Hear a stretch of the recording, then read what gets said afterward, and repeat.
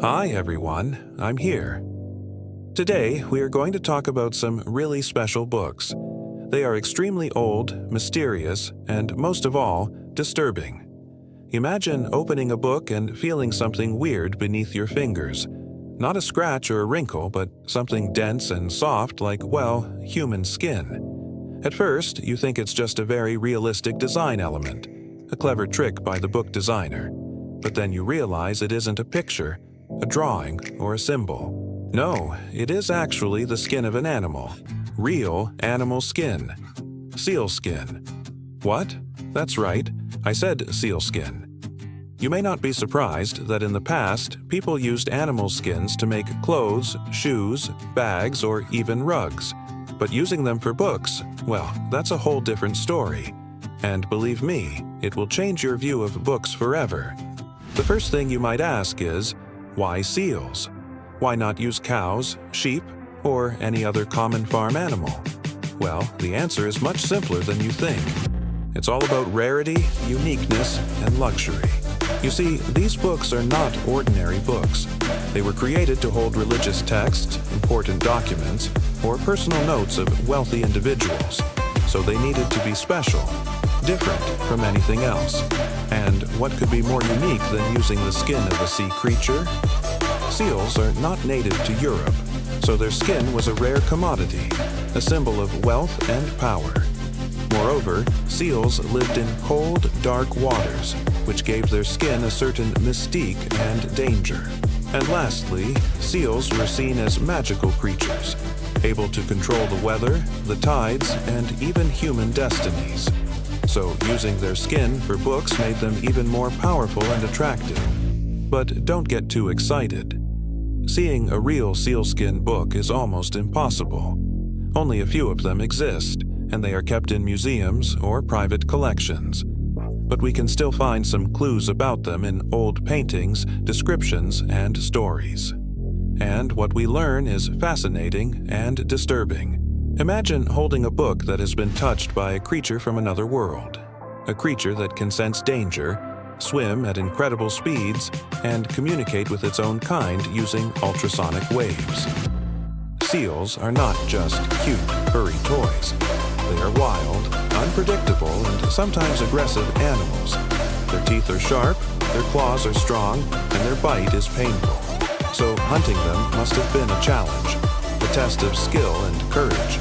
And when the monks finally got them, they had to prepare their skin in a special way to make it smooth, shiny, and durable.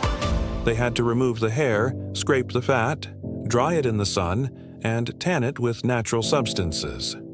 It was a long, messy, and smelly process, but it was worth it. The result was a beautiful piece of leather that could last for centuries. And these books are proof of that. But seals are not just tough animals. They are also intelligent, curious, and social beings. They live in groups, play with each other, and care for their young. They have their own culture, customs, and traditions. So killing them must have been sad, a loss of innocent lives that could have lived happy and useful lives. And when the monks did it, they had to face the consequences both physically and spiritually. Seals often carry diseases and parasites that can harm humans. So handling their skin must have been risky, a gamble with fate and health. And when they did get sick, they had to pray for forgiveness and healing. But seals are not just dangerous and intelligent. They are also beautiful, graceful, and inspiring creatures. They can swim underwater for hours without air, dive to great depths, and leap out of the water with ease. They have sleek bodies, sharp eyes, and soft fur that makes them irresistible to touch. And when the monks saw them, they had to admire and respect them, even though they were their prey. Seals became a source of inspiration, a symbol of nature's power and perfection, and a reminder of humanity's place in the cosmos. And these books show that appreciation, a tribute to seals and their legacy. And here's the most disturbing part of the story. These books are not just objects, they are witnesses, silent but eloquent witnesses of a bygone era, an era of ignorance, superstition, and violence. These books were made during the Middle Ages, a time when Europe was dominated by the Roman Catholic Church and its influence was absolute. The Church taught that humans were sinners and outcasts, destined to suffer and repent. Life had no meaning or purpose except to serve God and obey the Church. Everything else was sinful and should be avoided. This included learning, exploring, questioning, or thinking independently. The Church saw knowledge as heresy, as a threat to its power and authority. So it tried to suppress it, to punish it, and to prevent it from spreading. This meant that books were rare and precious items, especially books that contained forbidden or dangerous knowledge. They were copied by hand, page by page, by monks who were dedicated to preserving and transmitting the Holy Scriptures and other religious texts. These monks lived in isolation, cut off from the outside world, where they could concentrate on their prayers and their work. They were the guardians of the past, but also the jailers of the future. They kept the past alive by copying the old books, but they also prevented the future from happening by destroying the new ones. This is where seals come in. The monks used their skin for books because they wanted to make them special, impressive, and above all, durable. They thought that seal skin could withstand the ravages of time and the elements, and it could keep the books intact for centuries. They didn't know that they were making a prophecy come true because today, we can still see these books, thanks to the durability of sealskin. And we can marvel at the craftsmanship and the artistry of the monks, but we can also criticize and condemn them for their ignorance and their cruelty. These books are not just relics of the past. They are also puzzles of the present.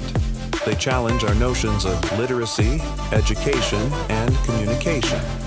How do we read a book that was never meant to be read by anyone? How do we understand a language that was never meant to be understood by anyone? How do we interpret a message that was never meant to be interpreted by anyone?